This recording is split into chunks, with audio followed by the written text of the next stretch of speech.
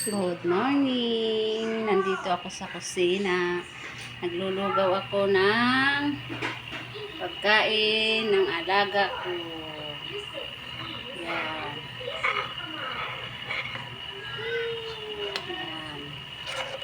Yan ang pagkain ng aking alaga. Baby. Yan. Ang nilagay ko dyan, carrots and patatas for the vitamins. More vitamins. Then with giniling rice. Yan, lulutuin yan na mabuti para hindi mapanis. Kasi ilalagay ko yan sa ref. Lalagay sa mga lalagyan ng lalagyan. May lalagyan to, tapos lalagay sa ref. Pag kumain na ang alaga akong bibi, is iinitin ko na lang sa oven. Ganyan. Kaya kailangan lutuin mo masyado para hindi siya mapanis. Kasi pag di mo linuto na mabuti, may tendency nga papanis siya. Kaya kailangan lutuin na mabuti siya. Haluin para hindi matutong.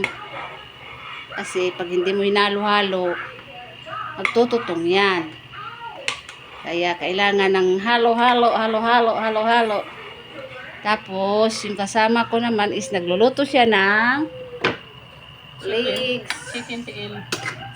Chicken tiil. Oh, di ba? Tambal sa arthritis yan. Yummy yan. Tapos yung abaga mo sasakit. Kaya dahan-dahan lang. Konti-konti lang sa pagkain. Kaya ang arthritis mahirap gamutin. Katulad namin, nag-aalaga kami ng bata. Mahirap pag may sakit kami sa mga buto-buto, hindi kami makakalong ng aming mga alaga. Paano maano namin yan? Tapos kung gusto mong uminom ng suka, may suka dito. Inom siya ng suka.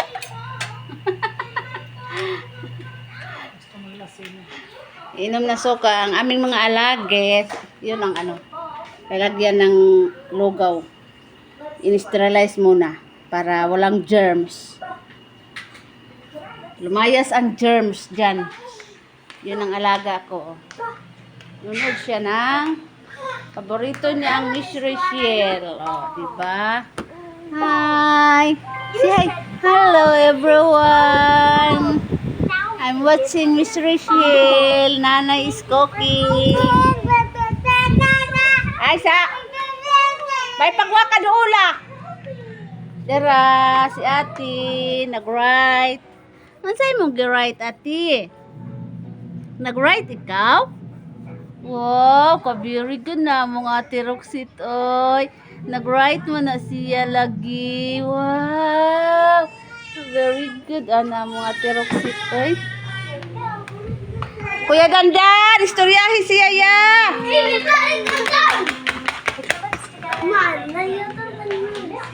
Istoryahin binutbot ya.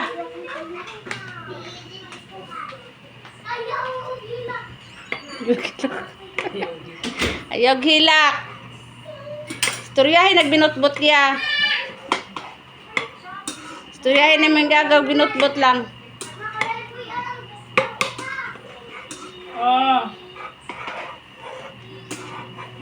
Sa ko no?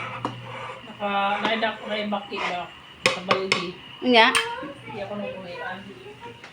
Nang bida ko man bakay mo na. So anay sa ko la des telo. Okay, di naman nasa baldi daan. Sobrang init dito sa amin, oy. Kahapon grabe ang init. Ewan ko lang ngayon. Kasi mainit sa labas, oh.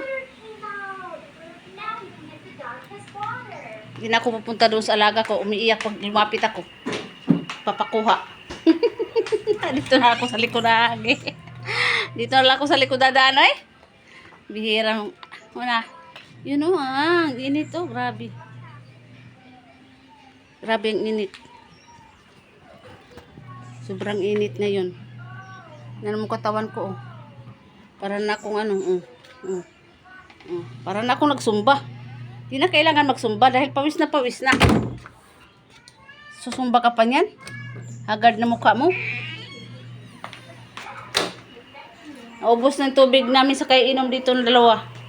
Kasama ko. Dahil sa sobrang init. Di pa yan tapos.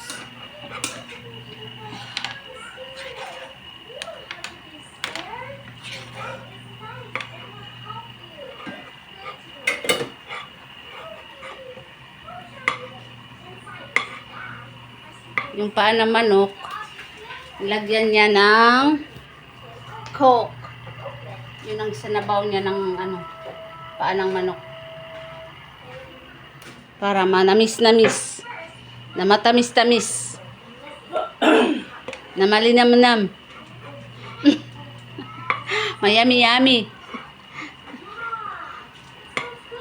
Kung kailangan niyo magpaluto, tawagan mo lang siya. Galing magluto yan.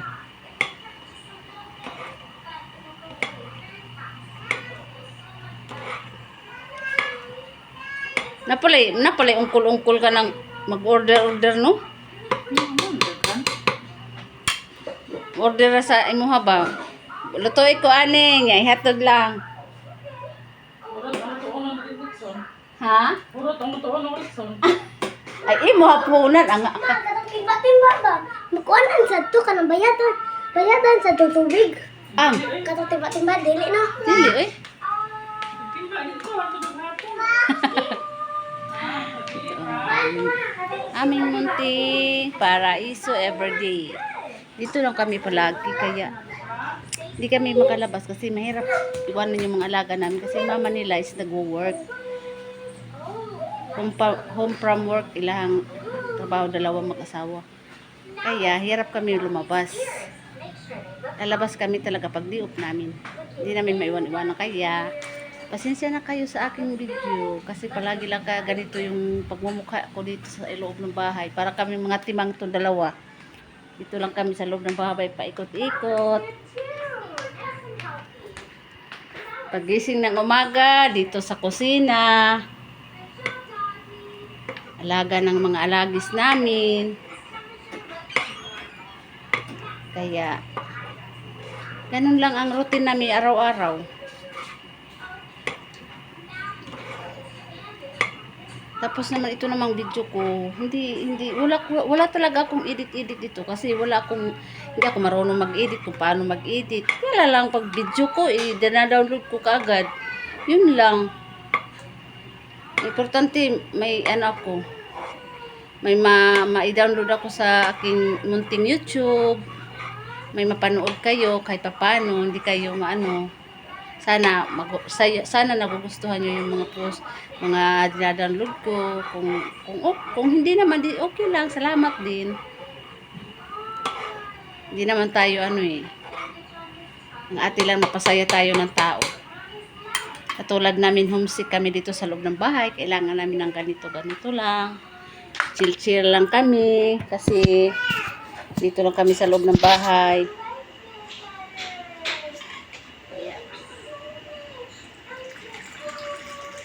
Sana ganun din kayo. Pag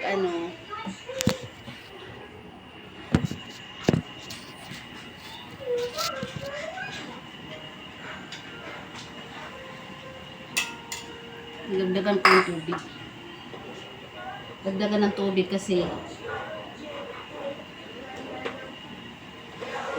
lulutuin ko na masyado.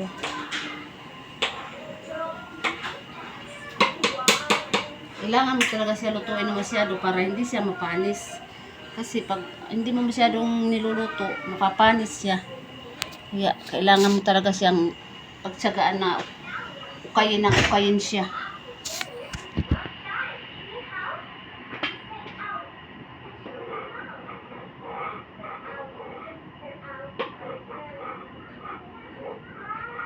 Kasi pag hindi mo hinalo-halo, tututong yan sa ilalim. Kunti na lang maano na lugaw mo. Kaya kailangan anuhin, kayin. Haluin siya. Sarap ng hangin sa labas.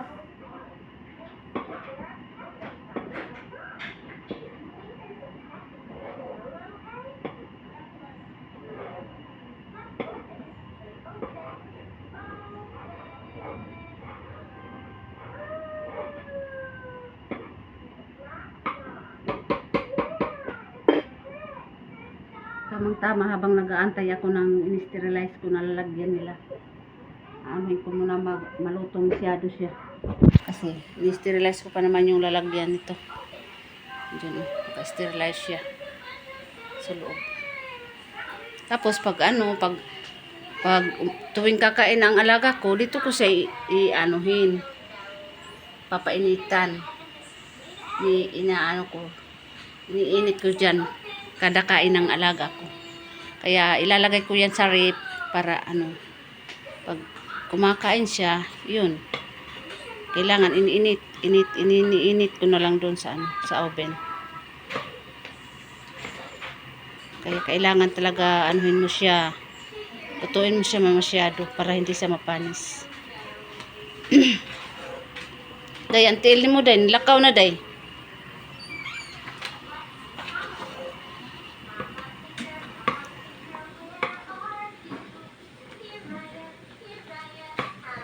Danda, sige timba dito. Sige siya. Asa timba? Bumba ba? Magbumba day siya. Maagas day. Maga siguro kuan ko kapin sa balde niya. Kasi mo gawa. Kay wam na-stack man na, wala man agas-agas na. Hago-hago lang uroy na siya nga gahi ba kay bumba ha? Wala sa suway daw na sa ginana.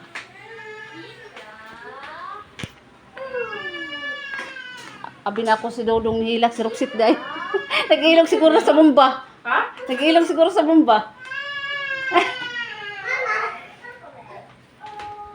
Paksi ang samod. Di eh? Ang ka na ba? Nga muhilag day kang magpaksit, di ko rin magpaksit anak.